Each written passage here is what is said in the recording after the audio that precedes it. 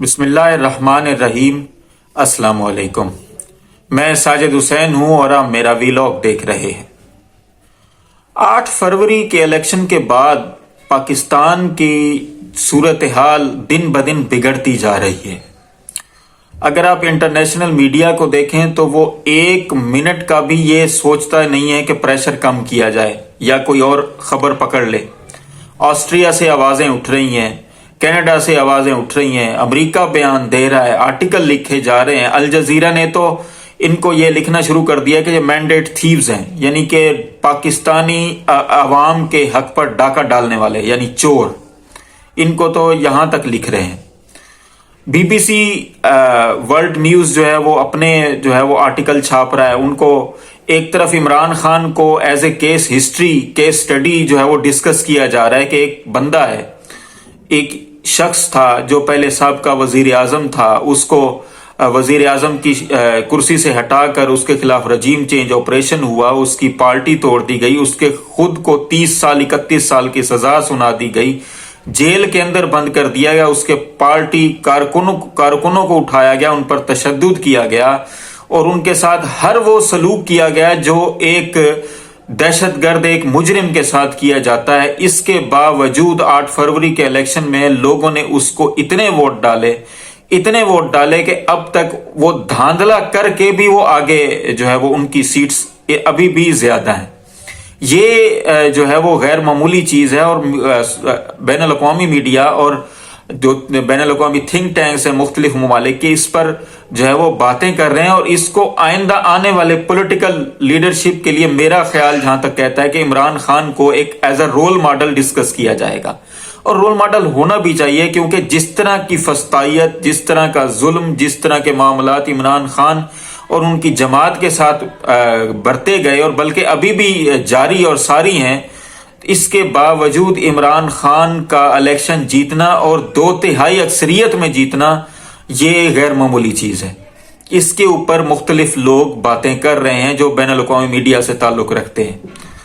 दूसरी तरफ अगर आप देखें, पाकिस्तान के अंदर फिर से PDM-2 का जो है वो एक शोशा छोड़ा गया है, उनको हुकूमत बनाकर दी जा रही है।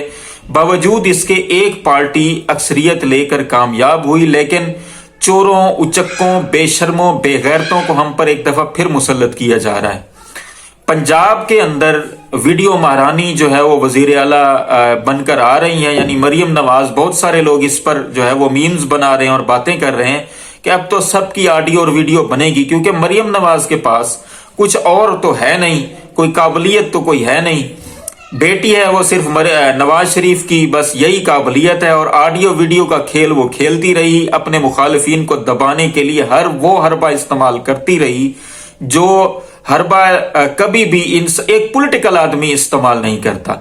यानी कि मरियम नवाज की सियासत इक्तदार से शुरू होगी और इक्तदार में ही बढ़ जाएगी।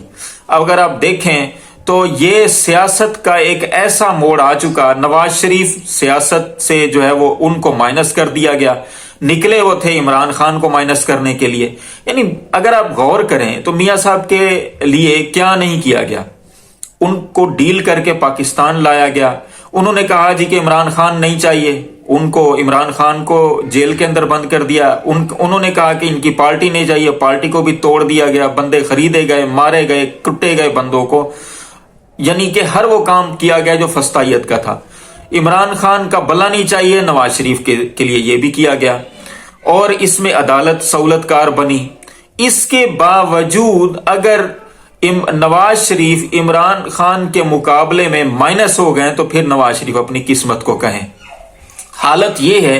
कि जो नवाज शरीफ को वजीर आजम बनाना चाहते थे, अब वो इस बात की तावीलें दे रहे हैं कि नवाज शरीफ से ज्यादा शहबाज शरीफ है जो वजीर आजम के लिए अहम है, क्योंकि वो सबको लेकर चल सकता है। वो भाई अगर सबको लेके शहबाज शरीफ नहीं चलना था तो मियां साहब को फिर क्यों लाया? यानी कि मियां साहब, वो मैंने कुछ दिन पहले ट्वीट भी किया था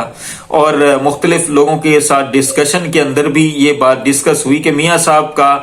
पहले वर्जन आया था मुझे क्यों निकाला, अब वर्जन आ रहा है मुझे क्यों बुलाया। इनके अपने सहाफी जो इनको पहले बहुत प्रेजेंट करते थे, नुसरत जावेद साहब, वो एक प्रोग्राम में उन्होंने बताया کہ میاں صاحب الیکشن کے ریزلٹس کے بعد اور جو بھی حالت ہوئی ہے پاکستان میں، اب انہوں نے اپنے آپ کو ایک کمرے میں بند کر لیا ہے، کسی سے بات نہیں کرتے اور اونچی اونچی جو ہے وہ روتے بھی ہیں اور ڈپریشن کا شکار بھی ہیں۔ اب میاں صاحب جو ہے وہ لگتا ایسے ہی ہے کہ آنے والے دنوں میں پھر میاں صاحب کے چمچے پلیٹیں کم ہو جائیں گی، اٹیک وغیرہ میاں صاحب کو پھر ہوگا شاید، اللہ تعالیٰ خیر و عافیت سے رکھے سب کو، اور پھر میاں صاحب کہیں گے کہ ڈاکٹر عدنان کہتا ہے کہ مجھے لندن میں جانا چاہیے، اور وہ لندن شاید چلے جائیں، ایسا لگتا ہے، لیکن ایسا شاید اب کی بار ہوگا نہیں۔ جب میاں صاحب کو لایا جا رہا تھا تو میاں صاحب کے بارے میں ایک ٹویٹ کسی نے کی تھی کہ میاں صاحب جس کھیل میں آپ کو الجھا کر لایا جا رہا ہے یہ آپ کے حصے میں آئے گا نہیں۔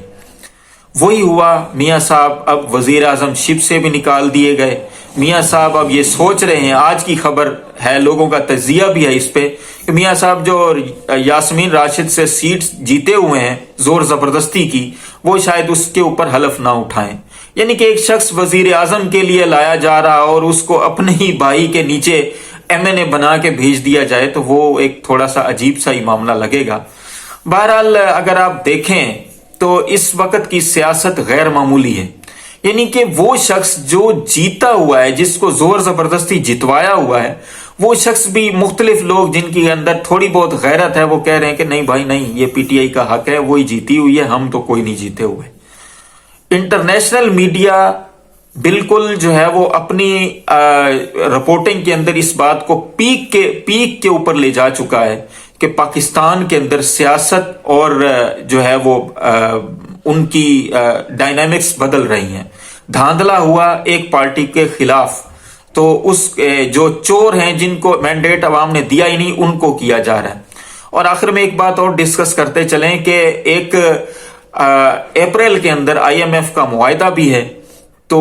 IMF کی یہ پہلے شرط ہے کہ پاکستان میں جو بھی حکومت بنائے وہ بھاری مینڈیٹ لے کر آئے، پھر ہم اس کے ساتھ بات کریں گے۔ اب اگر شہباز شریف صاحب وزیر اعظم بنتے ہیں تو ان کے پاس تو چوری کا مینڈیٹ ہے سارا، تو جو سفارتکار آئے تھے، جو سفارتکار ہیں، جو آبزرور آئے تھے الیکشن کے اندر، اور میڈیا انٹرنیشنل اس کو لکھ بھی رہا ہے، تو اب دیکھتے ہیں کہ پاکستان کے ساتھ IMF کیا سلوک کرتا ہے، کیونکہ ان کی کوئی شرائط پاکستان نے پوری نہیں کی، اور اس کا سہرا کس کے سر جاتا ہے؟ جو بھی آج ہو رہا ہے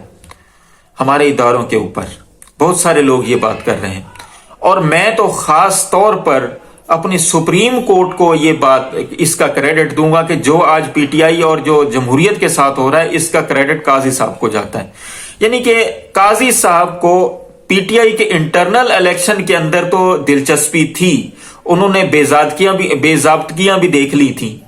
اب پورے ملک کے اندر ایک 25 کروڑ عوام کا جو الیکشن ہوا، جمہوریت کا جنازہ نکل گیا، لیکن قاضی صاحب کو کوئی ہوش نہیں، سوال پوچھ رہے ہیں کہ وزیر اعظم کون بنا ہے، رزلٹ آ گیا۔ یعنی کہ قاضی صاحب اس طرح گجنی کا کردار ادا کر رہے ہیں جس طرح کہ ان کو کچھ پتا ہے ہی نہیں۔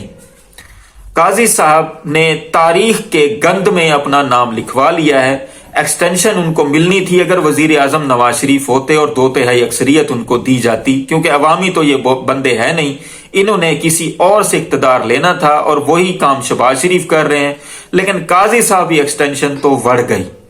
اب آپ دیکھیں گے کہ کیا ہوتا ہے قاضی صاحب کے ساتھ۔ بہرحال جو بھی ہے، جس طرح بھی ہے، اللہ ہمارے ملک پر رحم کرے، تمام دیکھنے سننے والوں کو اللہ آسانیاں دے اور آسانیاں تقسیم کرنے کی توفیق بھی دے۔ اپنے آس پاس دوستوں رشتہ داروں کا خیال رکھیں، اور ہمارے اس ملک کا بھی اور ہمارے اس چینل کا بھی خیال رکھیں، اور ہمارے فلسطینی بھائیوں کے لیے بھی دعا کریں، کیونکہ پاکستان میں اب صرف دعا ہی کی جا سکتی ہے،